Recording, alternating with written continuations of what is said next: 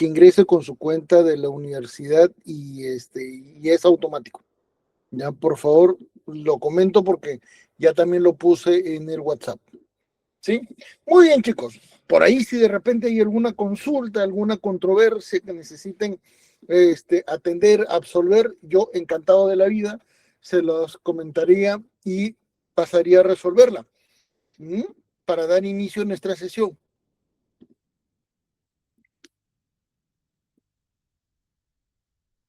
A ver, ¿algún comentario, alguna referencia, porfa?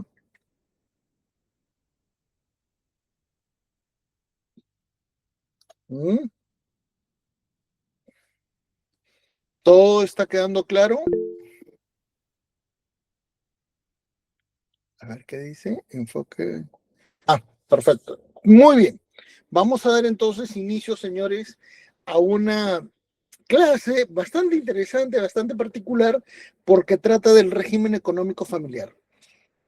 Señores, lamentablemente la sociedad ha cambiado, ¿correcto? Y es sumamente útil entender cómo es que eventualmente nosotros solamente hemos visto de manera tradicional, y esto vamos a ponerlo por acá, correcto, de un modo tradicional, derecho de familia tradicional,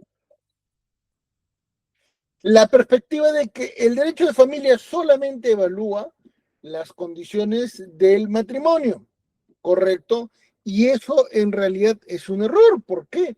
Porque las condiciones en las cuales se desarrolla el contexto familiar son amplios, son muy diferentes a lo que tradicionalmente se puede percibir, ¿correcto? El derecho de familia es un conjunto mucho más amplio, en particular para analizar diferentes perspectivas, ¿correcto? Por eso que, por ejemplo, para mí, desde un punto de vista muy particular, el derecho de familia está relacionado principalmente con algunos aspectos muy particulares, ¿correcto? En primer lugar, las relaciones de pareja que generan consecuencias jurídicas. Ojo, señores, en este sentido y en esta perspectiva, yo lo que quiero tratar de enfatizar es un hecho de cambio social, ¿correcto? ¿Por qué? Porque en este tipo de circunstancias vamos a hablar de matrimonios, vamos a hablar de convivencias, ¿correcto? Pero no son las únicas. Recuerden que no son las únicas referencias que normalmente existen, porque también tenemos convivencias impropias y que son muchas, y también situaciones, ¿qué cosa? Relaciones afectivas con consecuencias jurídicas. Ejemplo, una pareja de enamorados que tiene 4 meses, tiene un hijo. Una pareja que está llegando a los 2 años de convivencia y se separa. Son situaciones múltiples, ¿correcto? El derecho de familia en este sentido también analiza qué cosa, la sociedad paterno-materno filial. Y esto tiene muchísimo que ver principalmente con el contexto de filiación, tiene que ver con el contexto de los alimentos. Ojo, señores, esto no es una simple referencia, correcto, alimentos, tenencia, eventualmente tenencia compartida, visitas y todo lo vinculado a lo que es custodia, guarda, que no son para los padres, sino cuando ya no hay padres, correcto. Esto normalmente se utiliza para otros familiares. Por ejemplo, la custodia por regla general es un periodo prolongado de tiempo. La guarda es solamente por un momento. Ejemplo, el sobrino va a viajar al extranjero y viaja con la tía, ¿ya? O viaja con el tío. Ahí se aplica eventualmente la custodia, porque es temporal, no es una condición eh, amplificada, ¿correcto? En otro sentido, tenemos que hablar de todo lo que constituye el ámbito, ¿qué cosa? eventualmente de la relación. Y eso tiene que ver, ¿qué cosa? Con el régimen económico familiar. ¿Por qué? Porque no es solamente una cuestión de pareja. Acá tenemos que analizar derechos reales. Acá tenemos que analizar, ojo señores, el contexto de lo que es derecho registral, derecho notarial. Y a la misma vez también tenemos que analizar otras perspectivas. ¿Por qué? Porque acá tenemos que ver eventualmente las condiciones económicas en las cuales se relaciona la pareja o la familia. Y acá es donde viene el contexto de la sucesión. ¿Correcto? Fíjense entonces que el contexto familiar es mucho más amplio, mucho más ejecutivo para lo que normalmente tenemos que evaluar, ¿correcto? Y por último, tenemos que ver el derecho de familia en una perspectiva penal, en una perspectiva penal, porque analizamos qué cosa, todas las situaciones de violencia familiar a nivel de pareja y violencia familiar a otros familiares. ¿Por qué? Porque recuerden que también tenemos que ver que los progenitores pueden hacer daño a los hijos o los hijos pueden hacer daño a los adultos mayores cuando son abuelos, por ejemplo, o tercera edad, ¿correcto? Y acá tenemos a los adolescentes infractores. Y si se dan cuenta, es un panorama sumamente complejo donde no vemos la parte procesal, donde no vemos la parte probatoria y no vemos otros elementos. Por eso es que el derecho de familia se ha centrado solamente en el contexto matrimonial. Y fíjense en qué situaciones se han evaluado. En el contexto de las relaciones afectivas, correcto, los enamorados, eventualmente que pueden generar qué cosa, los esponsales, pero esto ya son novios, correcto. Eventualmente lo que acá no se analiza mucho son los actos de corte inmoral o antijurídico, o lo económico, mala fe, malicia, temeridad procesal, administración de bienes en la sociedad conyugal. Tenemos el octavo pleno casatorio, ¿correcto? Y el verdadero problema, en ese caso, solo se analizó en 2 párrafos. Tenemos también, ¿qué cosa? El contexto del tercer pleno casatorio, donde se analiza el contexto de la disposición de bienes. ¿Correcto? Para que vean cómo es que esto se ha podido evaluar. Y tenemos que analizar otro tipo de contextos, como por ejemplo lo que sucedió en época de pandemia. Muy bien, pero esta perspectiva, vinculado sobre todo al contexto patrimonial, se ha sujetado a estas líneas. Bajo esa perspectiva, entonces, el matrimonio ha definido un régimen económico solamente ponderando las sociedades gananciales. Pero señores, la sociedad gananciales no es la única referencia que nosotros podríamos establecer en nuestro contexto. ¿Por qué? Porque recuérdese que estamos ante una perspectiva sumamente amplia, compleja, correcto, donde podemos establecer diferentes elementos económicos en nuestro caso. ¿Por qué? Porque el derecho de familia está sujeto a tratados internacionales, porque forma parte de nuestro sistema, de nuestro sistema jurídico. Bajo este sistema, bajo estas condiciones, recuérdese que esos tratados internacionales condicionan, establecen, ponderan una serie de referencias que van a ser vinculantes, ¿correcto? Con nuestra perspectiva. Bajo esa perspectiva, entonces, señores, lo que hemos de detallar y de establecer está referenciado sobre todo al contexto en el cual vamos a definir el contexto económico que normalmente se puede establecer en nuestro país. ¿Correcto? Muy bien. Sobre esa base, entonces, tenemos a la sociedad de gananciales, correcto, que es la más tradicional y la que históricamente siempre ha existido y se ha desarrollado. Eventualmente, en forma complementaria está el régimen de separación de bienes o patrimonios autónomos, ¿correcto? En ese sentido, recuérdese que esto, por regla general, se denomina como separación de bienes. Pero eso es una terminología poquito desactualizada, por una razón muy simple, ¿correcto? Porque cuando se casan con regímenes independientes o separación de bienes, señores, si uno muere, ya automáticamente se genera una sucesión y forma parte de un contexto totalmente diferente en la sociedad de la separación de bienes.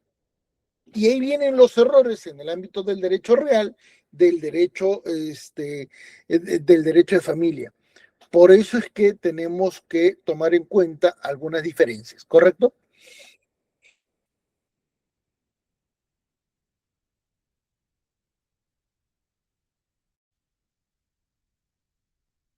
Muy bien. Bajo esas condiciones, entonces, señores, veamos. Respecto al matrimonio, podemos tener parejas que tienen patrimonio común, copropiedad, ¿correcto? Copropiedad. Podemos tener casos de esponsales. Recuérdese que cuando los novios reciben un regalo, ¿correcto?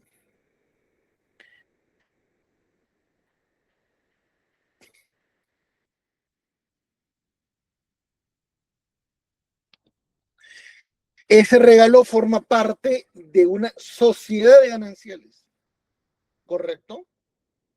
Pero recuérdese que también hay situaciones complejas en el contexto de las convivencias. ¿Por qué? Porque no siempre se formalizan. Por eso que a la convivencia se le aplica una condición de equivalencia.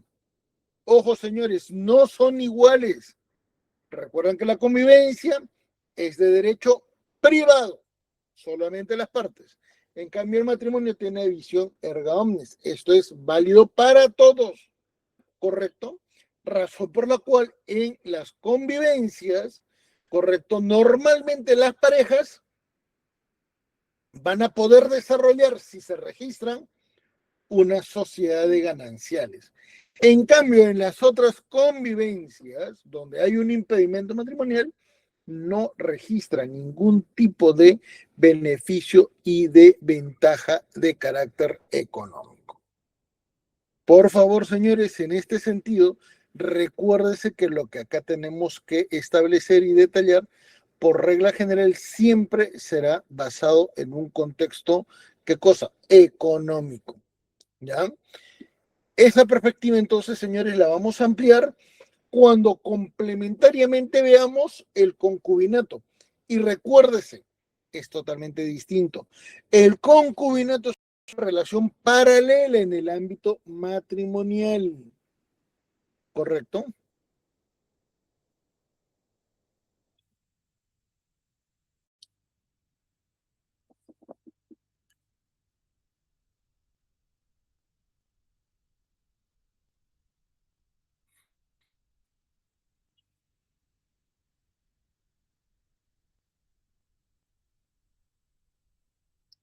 Muy bien. Y eso es muy significativo porque recuerden que en casos de concubinatos, inclusive la persona que generó o que forma parte de ese concubinato tiene responsabilidad civil con la cónyuge. Así que hay trabajos sobre el respecto, ¿correcto? Recuerdes en este caso que la convivencia impropia o concubinato no genera ningún tipo de beneficio o ventaja económica. Por eso, cuando vemos el contexto de régimen económico familiar, nosotros podemos decir, un momentito, ¿y esa separación de bienes, cómo quedó? ¿Cómo quedó si es que eso se hagan en patrimonios autónomos cuando tenemos otro panorama totalmente amplio respecto a lo que ocurre en nuestra actualidad? Por ejemplo, patrimonio en empresas familiares. Doctor, pero esas son acciones y las acciones forman parte de las sociedades gananciales. Es cierto, pero la Ley General de Sociedades te dice que las acciones solo tienen un titular y ese titular las puede disponer. Por lo tanto, un casado puede disponer de las acciones y no pasa nada. ¿Mm? Patrimonio no registrado, correcto. Uso de testaferros, patrimonio a nivel de copropiedad, patrimonio fuera del país, patrimonio digital. No se sabe, derechos de autor. Hay una serie de condiciones que no se han analizado y que eventualmente en el caso de familias secuenciales, familias consecutivas, familias paralelas, queda literalmente en el aire. Queda totalmente desactualizado nuestro Código Civil.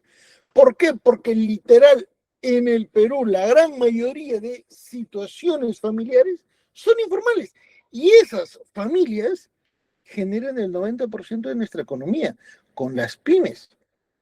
Entonces, no es una situación irreal, no es una condición negativa, no es una situación que pudiéramos provocar en contra o en referencia negativa, pero nos permite pues generar una visión, una realidad totalmente distinta sobre la cual podríamos, ¿qué cosa? Desarrollar una perspectiva de evaluación. Señores, a nosotros nos importa mucho el poder tener las herramientas suficientes como para poder atender controversias que ocurren en la sociedad y que no son extrañas. ¿Qué ocurre o qué sucede? Creo que alguien quiso levantar la mano. Ya entró. A ver, un ratito, chicos, que hay alguien que quiere ingresar. Un ratito, admitir. ¿Cómo hago la admisión? Bueno, le admití, pero todavía no sé si está. ¿Ya? Entonces, ¿cómo podríamos eventualmente analizar casos como ocurren en Gamarra, casos como por ejemplo en Villa El Salvador o en sectores de desarrollo industrial, por ejemplo, a nivel de qué cosa? Lo que hoy por hoy se denomina como iniciativas, como emprendimientos, y se dividen. Ahí nos damos cuenta que nuestro país se sostiene en un contexto de informalidad y por eso es que no crece, por eso es que no se desarrolla. Consecuentemente, ante esta realidad, la necesidad de evaluar el régimen económico familiar, nosotros lo podemos analizar en otras disciplinas, en el derecho societario, en el derecho sucesorio, en el derecho internacional, en el derecho tributario.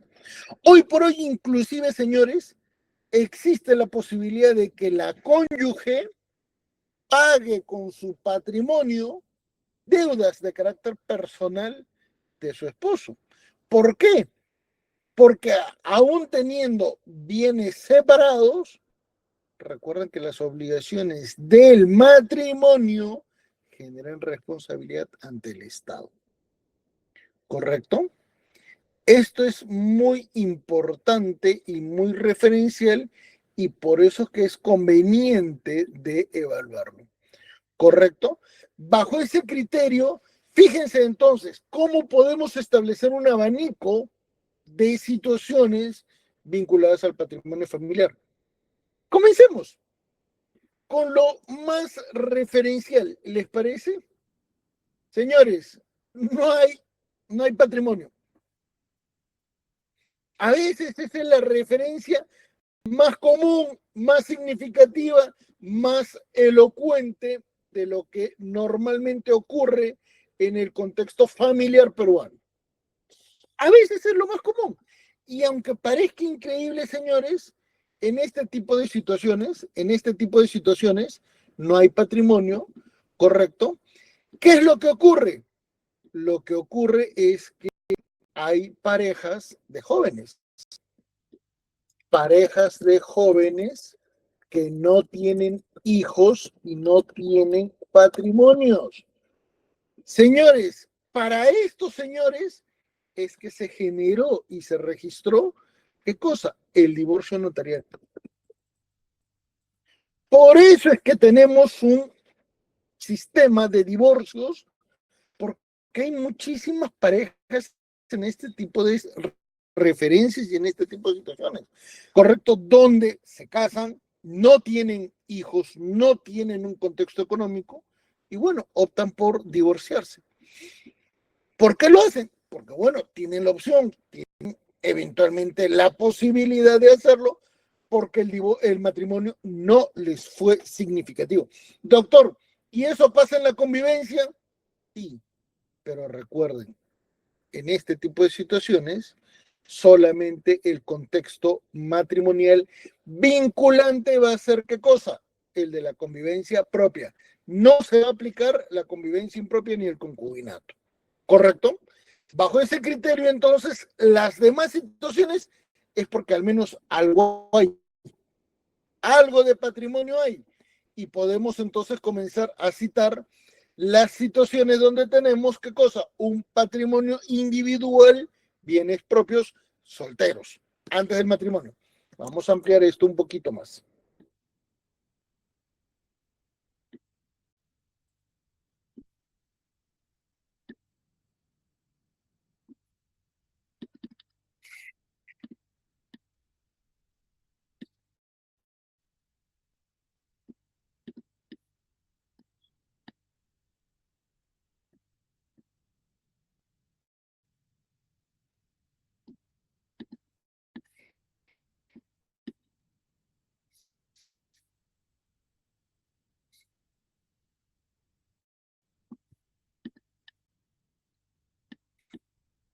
Muy bien, señores. ¿Qué es lo que vamos a tener? Bienes propios, los solteros antes del matrimonio. Correcto, solteros antes del matrimonio. Tenemos patrimonio social familiar, bienes propios. Por ejemplo, la remuneración son bienes propios, pero se consideran parte de la sociedad de gananciales, igual que los frutos, ¿correcto? Entonces, acá ya nos damos cuenta que hay un panorama en lo cual, ¿cómo se considera esto? La remuneración supuestamente es propia. No, no es propia. Es de las sociedades gananciales. ¿Ya? Eso de que tu dinero es nuestro dinero y mi dinero es mi dinero, eso es válido, ¿correcto? El patrimonio, la remuneración es de la familia, aún estando en bienes separados, ¿correcto? ¿Por qué? Porque tenemos que tomar en cuenta que ese es un elemento que ayuda al sostenimiento de la familia. Y por eso es que los frutos se consideran parte de este contexto. ¿Correcto? Patrimonio social familiar, a pesar de la existencia de bienes propios. ¿Correcto? Remuneración, frutos. Patrimonio social familiar en el contexto de sucesión, la pensión de viudez o la pensión de orfandad. Patrimonio individual social familiar, las herencias, no forman parte del matrimonio. ¿Correcto? Se excluye a la pareja. Esto es un beneficio absolutamente individual y eso suele traer muchísimos errores de interpretación, ¿correcto? Bajo esa regla, entonces, también vamos a analizar otro panorama, ¿cuál? En el que ya tenemos otra perspectiva y por eso es que también acá las vamos a ampliar.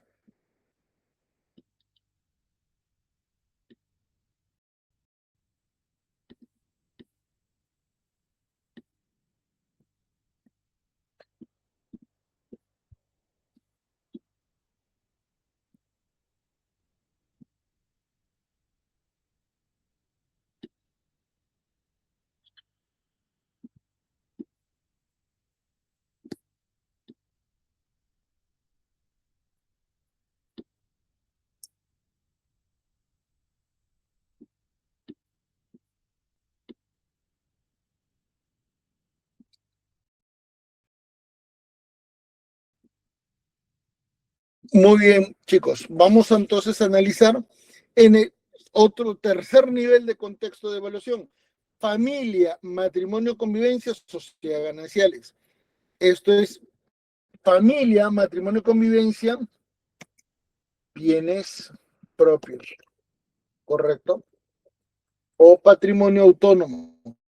Liquidación de la sociedad de gananciales. Puede ser, fíjense, y esto lo vamos a modificar. ¿Por qué? Porque va a ser sumamente útil hacer esta diferenciación.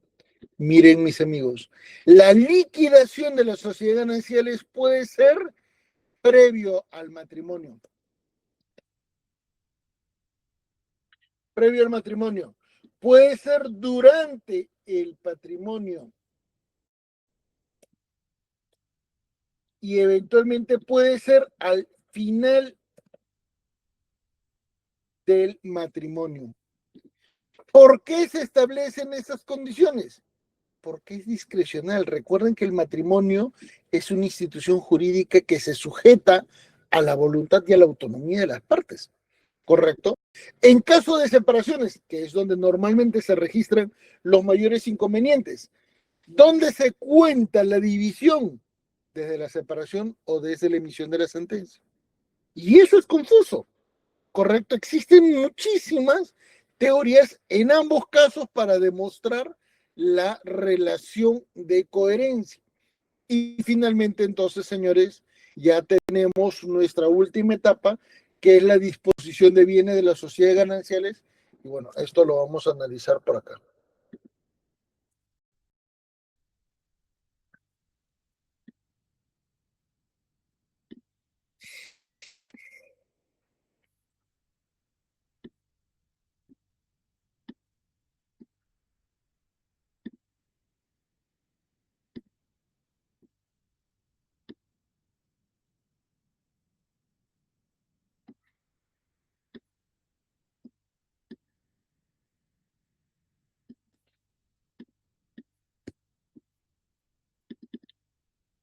Muy bien, ¿qué analizamos en este contexto? La disposición de bienes de las sociedades gananciales. Fíjense que acá tenemos plenos casatorios que lo analizan. Tercer pleno, correcto, que genera inclusive la indemnización. Indemnización. Y el octavo pleno, que en realidad es disposición de bien de sociedad ganancial. Claro, está mal configurado, pero en realidad esto se acepta, esto se asume, ¿correcto? Por ello es muy conveniente detallar que la liquidación de las sociedades gananciales puede darse en un contexto de divorcio o de sucesión. ¿Correcto? Véase en este sentido, mis queridos amigos, que lo que nosotros vamos a detallar y establecer siempre se sujetará a una condición de regulación. Sin embargo, recuerden, acá tenemos un gran detalle. Tenemos una multiplicidad de situaciones que en el contexto familiar no se suelen analizar. Por ejemplo, viene del soltero 1, viene del soltero 2, generan un matrimonio, sociedades gananciales. Los bienes del matrimonio son autónomos respecto de cada cónyuge. Ojo, 3 contextos patrimoniales. 3, soltero 1, su patrimonio. Soltero 2, su patrimonio. Matrimonio, otra condición. 3 referencias. Entonces, ¿qué es lo que podemos ver en la liquidación de las sociedades gananciales? Cada cónyuge, señores, asume el 50% de las sociedades gananciales. ¿Correcto? La liquidación de la sociedad siempre va a tener una preferencia, ¿correcto? Sobre los bienes de las sociedades gananciales. ¿Por qué? Porque esto se relaciona con el contexto de la vivienda hogar, ¿correcto? La vivienda hogar es un elemento sumamente importante en la evaluación económica de la familia. Y en la liquidación de las sociedades gananciales, el matrimonio puede generar anticipos de herencia a favor de los hijos, con lo cual también se ejecuta una condición económica, ¿correcto? Quien generó la separación puede pagar una indemnización, se puede pagar una indemnización. El gran problema es que las indemnizaciones son muy limitadas, son muy reducidas, un promedio de 2.000 soles, 5.000 soles. Han habido jurisprudencias con un mayor valor, pero por regla general son muy reducidas. Entonces, no es tan conveniente eventualmente algunas condiciones sobre las cuales, no sé, tal vez se pudieran analizar otro tipo de perspectivas, ¿correcto? Como por ejemplo, el asignar porcentajes de las sociedades gananciales como parte de la indemnización. Eso es importante, eso es referencial y eso podría ayudar muchísimo el contexto de disfuncionalidad que normalmente existe en nuestra sociedad y en nuestro contexto de divorcios, ¿correcto? Bajo esas condiciones, entonces, recuérdese que ante este tipo de condiciones, normalmente se suelen generar y registrar situaciones muy negativas. ¿Como cuáles? El soltero uno, correcto, ya casado, puede, ¿qué cosa? Tener un patrimonio y al momento del matrimonio disponer de ese carrito, de esa vivienda, ¿correcto? Porque quiere comprarse un carro nuevo. Señores, esa venta es del bien uno. El dinero que reciba será bien número dos. Y lamentablemente el bien número dos es, ¿qué cosa? Es de las sociedades gananciales. Entonces, toda persona casada que disponga de su patrimonio en el matrimonio, ya lo está perdiendo automáticamente, está cambiando una visión, ¿correcto? Ese bien no se puede mutar porque no es una mutación, es otro bien. Esas condiciones entonces a veces no son comprendidas por las familias y se generan este tipo de distorsiones y lamentablemente nos provocamos una serie de factores donde, por ejemplo, no analizamos otro tipo de perspectivas, ¿correcto? Como por ejemplo las generadas en este contexto cuando vemos el patrimonio en el extranjero.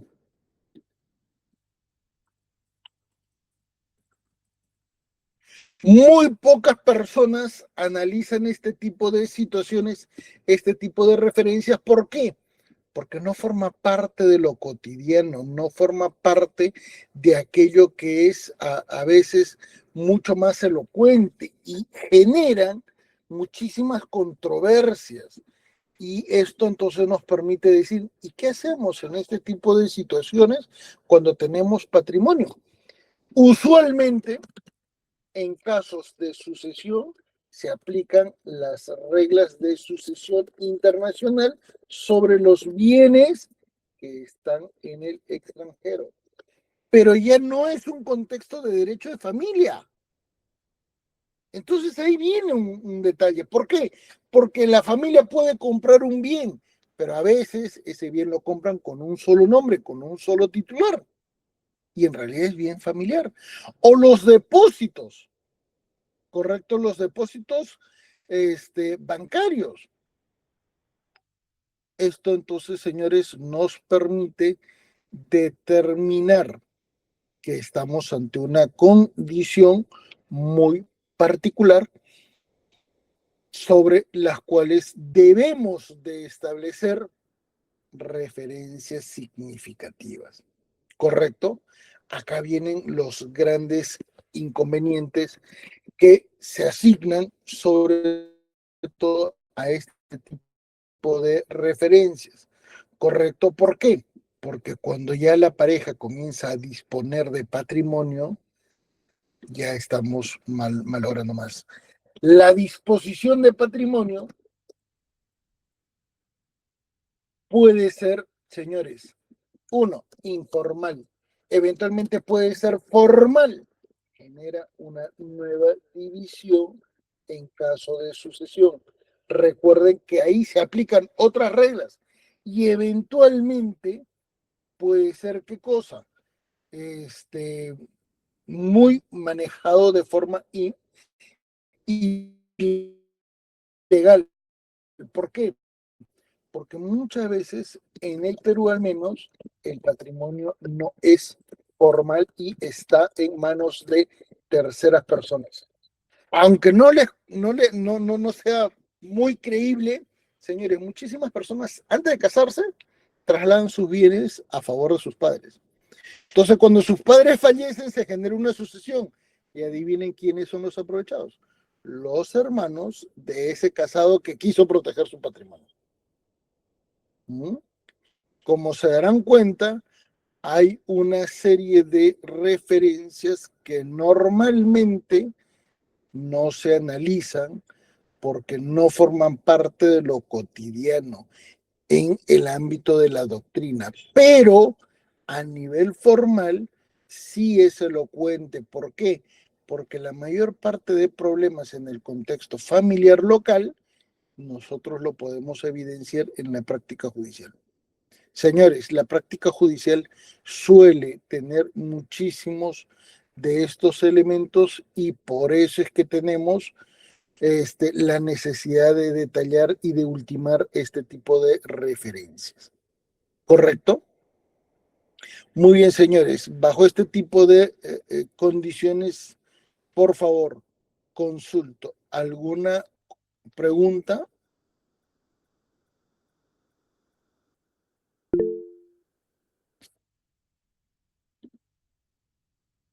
Don Josué, con todo gusto. Buenas. Tenía dos consultas. La primera era, bueno, a nivel mediático, este, había un futbolista, ¿no? Hakimi, que puso todos sus bienes a nombre de su madre, ¿no? Uh -huh. Pero su historia en el Perú, por ejemplo, la remuneración que le generaba el club de fútbol a su cuenta, sería parte en este eventual divorcio de el 50% o sería parte de la sociedad que se iría a repartir con su esposa, ¿no? Es una gran pregunta. Permíteme un ratito y lo voy a poner en forma elocuente. ¿Te parece? Espérame un segundo. Y les voy a mencionar un Hakimi.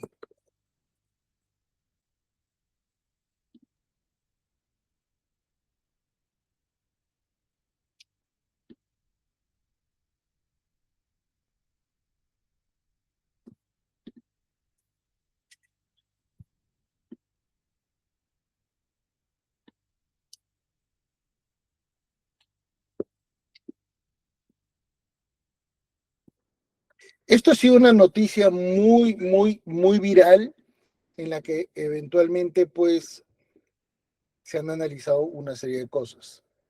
Pero les voy a dar una noticia también muy local.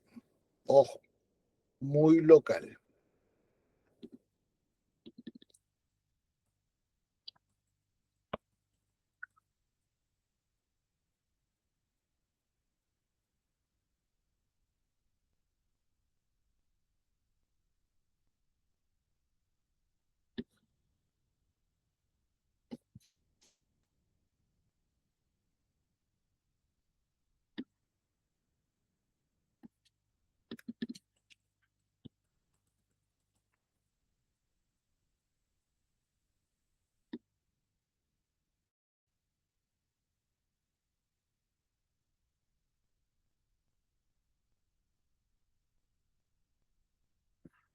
Bueno, no sale, vamos a poner solamente Raymond Manco, ¿sí?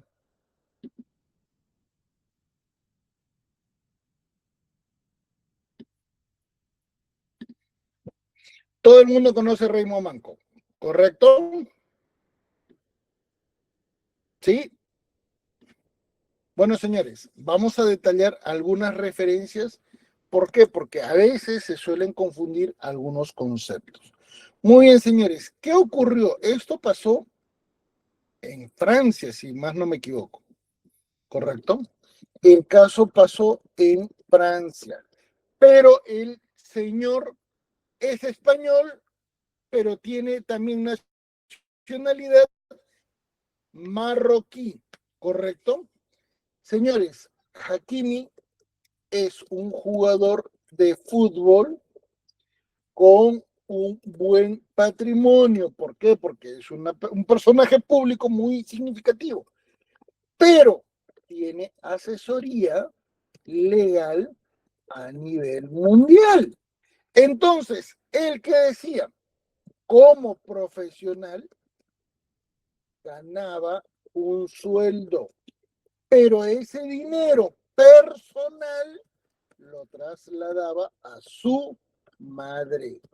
Por eso la madre tenía el patrimonio elevado a título personal, pero el origen era el origen era el trabajo de su hijo.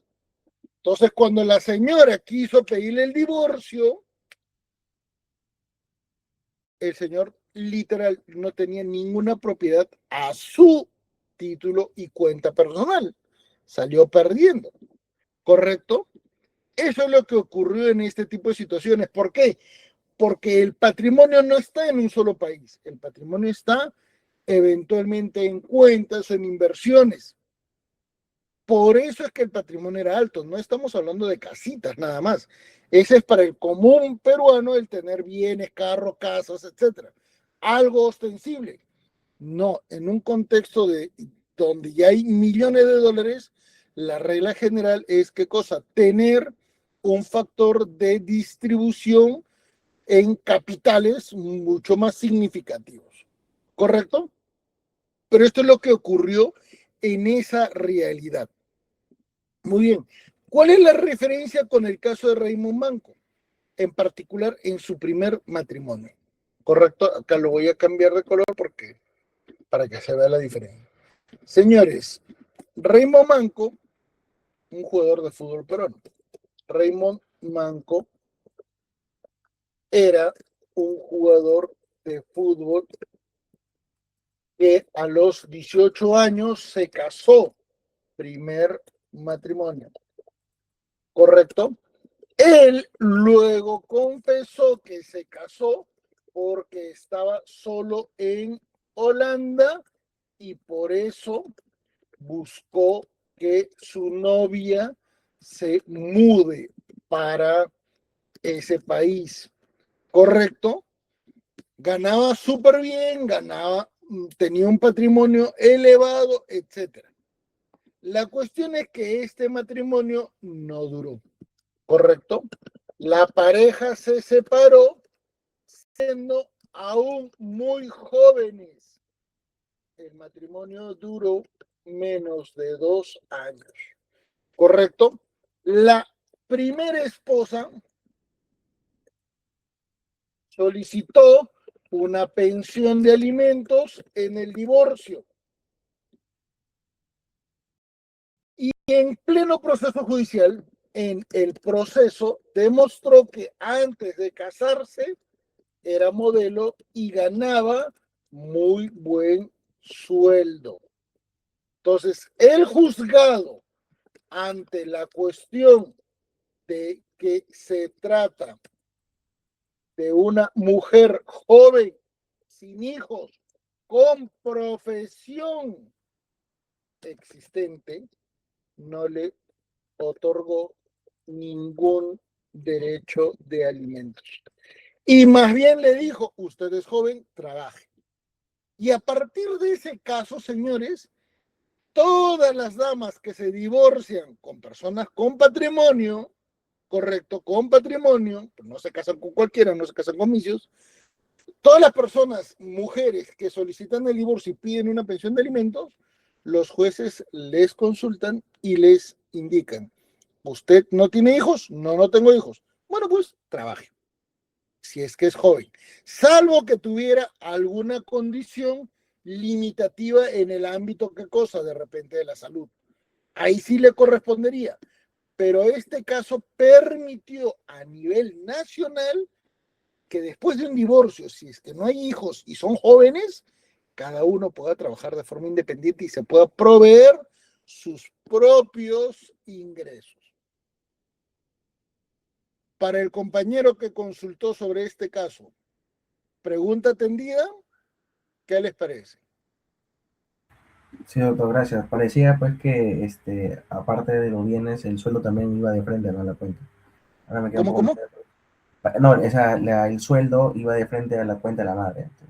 Claro, lo que pasa es que acuérdese que el trabajador recibe directamente su sueldo. No existe la posibilidad de que se transfiera a otra cuenta. Farfán hizo igual. Farfán, para evitar muchísimos problemas legales, sobre todo porque es una persona muy displicente en cuanto a sus parejas, correcto, detalló y generó a través de su asesor financiero un patrimonio totalmente manejado por la mamá. Pero una vez que recibía el dinero Farfán, depositaba literalmente el 90%, él se quedaba con el 10%, que de por sí era mucho, pero igual esto es significativo para poder manejar este tipo de referencias, ¿no?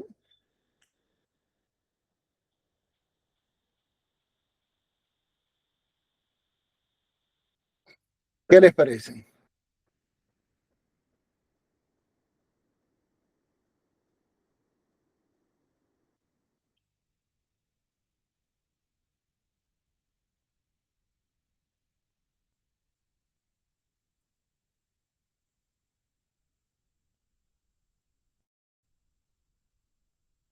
A ver, mis amigos, ¿alguna consultita?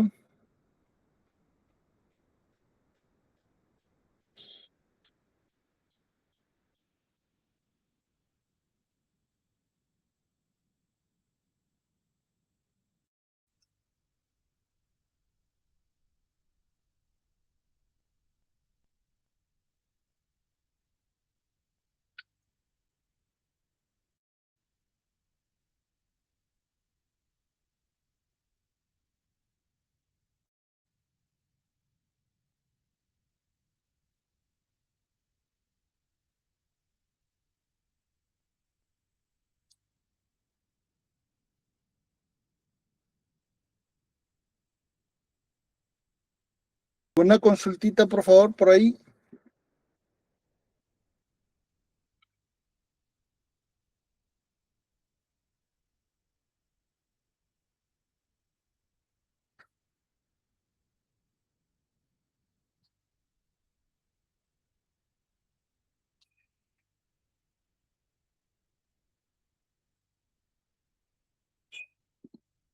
A ver, chicos, por ahí alguna consultita.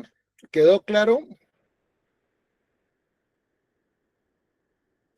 Muy bien, mis amigos. Esto nos va a permitir analizar para la próxima semana los casos en los cuales vamos a ver la división de esa economía familiar. ¿Por qué? Porque vamos a analizar los casos en los cuales las separaciones, los divorcios y cómo se establece eventualmente la compensación, la indemnización, que son totalmente distintos. ¿Correcto?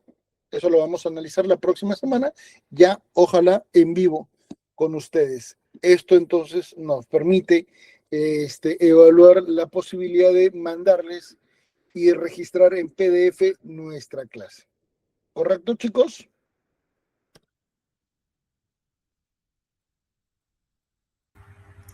Correcto, doctor, gracias. No se preocupen. Más bien, en unos minutitos ya lo estoy pasando, ¿sí? Pues señores, cuídense mucho, estamos en comunicación y, y ojalá nos podamos ver la próxima semana. Cuídense mucho, chicos.